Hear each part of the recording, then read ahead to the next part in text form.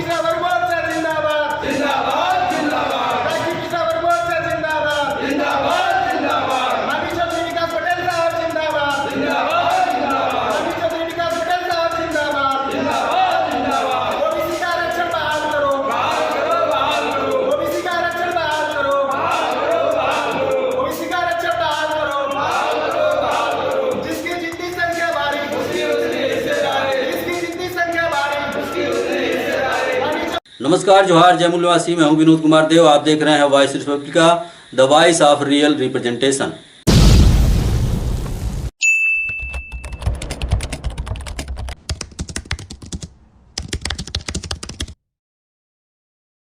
महिला आरक्षण में आरएसएस बीजेपी की केंद्र सरकार द्वारा ओबीसी के साथ धोखेबाजी करने के विरोध में राष्ट्रीय पिछड़ा वर्ग मोर्चा के आह्वान पर राष्ट्रव्यापी चरणबद्ध आंदोलन के तहत आजमगढ़ जनपद में भी ज्ञापन सौंपा गया। माननीय चौधरी विकास पटेल साहब जिंदाबाद जिंदाबाद जिंदाबाद। माननीय चौधरी विकास पटेल साहब जिंदाबाद जिंदाबाद जिंदाबाद। राष्ट्रीय पिछड़ा वर्ग मोर्चा जिंदाबाद जिंदाबाद जिंदाबाद। संगठन ने अपने ज्ञापन में कहा है कि देश में हजारों साल से व्याप्त ब्राह्मणवादी वर्ण एवं जाति व्यवस्था के कारण SC, ST, OBC समाज को काफ़ी पीछे कर दिया गया है। इसलिए संविधान में OBC, SC, ST समाज को राष्ट्र की मुख्य धारा में लाने के लिए विशेष प्रावधान के तहत आरक्षण व्यवस्था लागू की गई। OBC, SC, ST के पिछड़ेपन का कारण उनकी महिलाओं का पिछड़ापन अत्यधिक है, जिनकी बराबरी सवर्ण जात की महिलाओं से नहीं की जा सकती। महिला आरक्षण में OBC महिलाओं को सवर्ण महिलाओं के साथ में ही रखना OBC महिलाओं के साथ धोखेबाजी है। इससे OBC महिलाओं को प्रतिनिधित्व करने का मौका नहीं मिलेगा और महिला आरक्षण के नाम पर केवल सवर्ण महिलाओं को ही फायदा होगा। इसलिए OBC, SC, ST महिलाओं को अलग अलग उनकी संख्या के अनुपात में सीटें आरक्षित करना ही न्याय संगत है, लेकिन केंद्र सरकार द्वारा OBC की महिलाओं के लिए संख्या के अनुपात में अलग से सीटें आरक्षित न करना OBC के साथ धोखेबाजी है।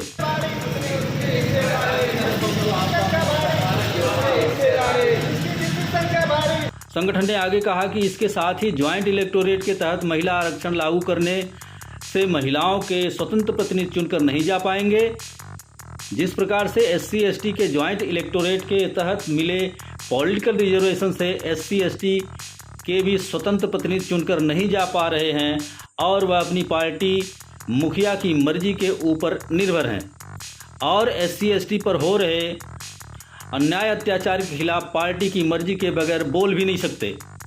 इसलिए SC, ST के पॉलिटिकल रिजर्वेशन का भी उनके समाज को कोई फ़ायदा नहीं हुआ। महिला आरक्षण की भी स्थिति इसी प्रकार की न हो, इसके लिए महिला आरक्षण को सेपरेट इलेक्टोरेट के तहत लागू किया जाना चाहिए। जिसकी जितनी संख्या भारी उसकी उतनी हिस्सेदारी। जिसकी जितनी संख्या भारी उसकी उतनी हिस्सेदारी। माननीय चौधरी विकास पटेल साहब जिंदाबाद जिंदाबाद जिंदाबाद। माननीय चौधरी विकास। संगठन ने अपने ज्ञापन में मांग करते हुए कहा कि महिला आरक्षण के अंतर्गत OBC महिलाओं को भी संख्या के अनुपात में सीटें आरक्षित की जाएं। महिला आरक्षण के अंतर्गत SC, ST, OBC के आरक्षण को सेपरेट इलेक्टोरेट के साथ लागू किया जाए। OBC समाज को पॉलिटिकल रिजर्वेशन लागू नहीं किया गया है, इसलिए हमारी मांग है कि OBC को संख्या के अनुपात में सेपरेट इलेक्टोरेट के साथ आरक्षण लागू किया जाए। SC, ST के पॉलिटिकल रिजर्वेशन में भी सेपरेट इलेक्टोरेट लागू किया जाए।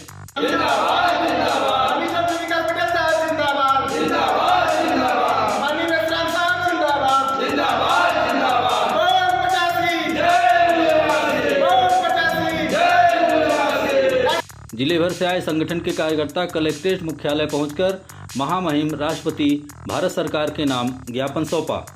राष्ट्रीय पिछड़ा वर्ग मोर्चा जिंदाबाद जिंदाबाद जिंदाबाद। मीडिया से बात करते हुए शैलेश यादव, कार्यकारी प्रदेश अध्यक्ष राष्ट्रीय पिछड़ा वर्ग मोर्चा ने कहा कि महिला आरक्षण विधेयक में OBC की महिलाओं को संख्या के अनुपात में आरक्षण लागू नहीं किया गया है, जो असंवैधानिक है। मेरा नाम शैलेश कुमार यादव, राष्ट्रीय पिछड़ा वर्ग मोर्चा कार्यकारी प्रदेश अध्यक्ष उत्तर प्रदेश।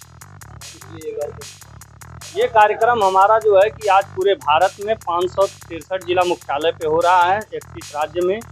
और यह जो है कि हमारा आंदोलन का पहला चरण है।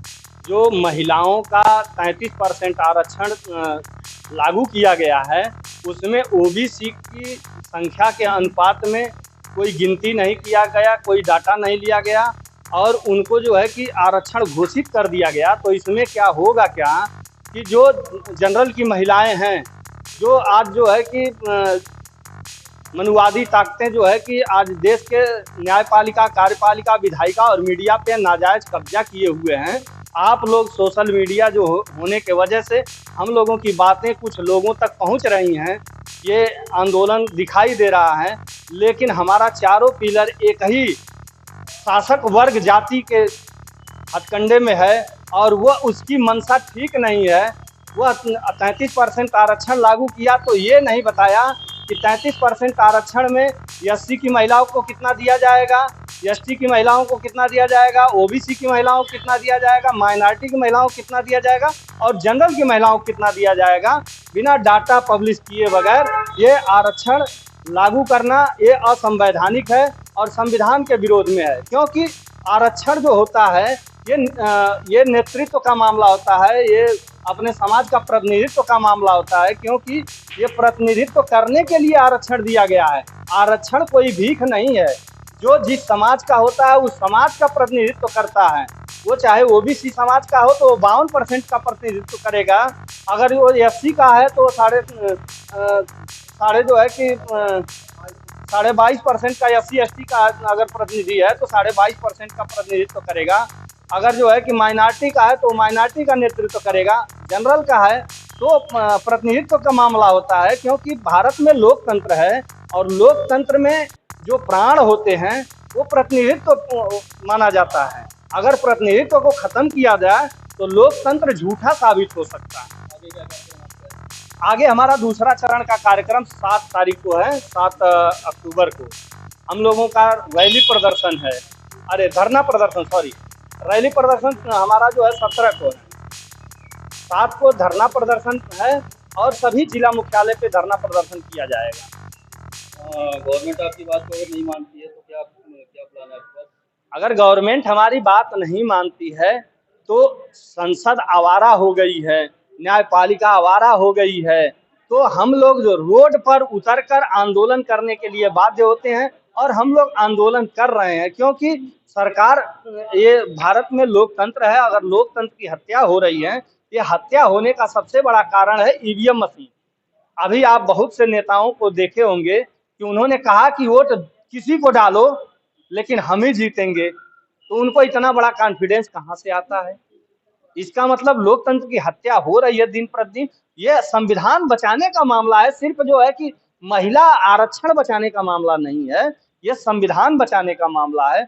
संविधान को हम लोग अपने जीते जी रोड पर उतरकर संविधान के विरोध में कोई काम करेगा उसको देशद्रोही घोषित करके और उसकी मंसूबे को हम लोग नाकाम करेंगे, हम कामयाब होने नहीं देंगे। ये राष्ट्रीय पिछड़ा वर्ग मोर्चा पूरे भारत में रोड पर अभी हम लोगों का जो है कि देखे ही आप क्या आंदोलन चल रहा है। ये जो ब्राह्मणवादी ताकतें हैं घबराई हुई हैं, घबरा के गलत फैसले ले रही हैं, तो ये समाज के विरोध में है। तो खबरों के लिए बने रहिए हमारे साथ, चैनल को लाइक, सब्सक्राइब और शेयर करें।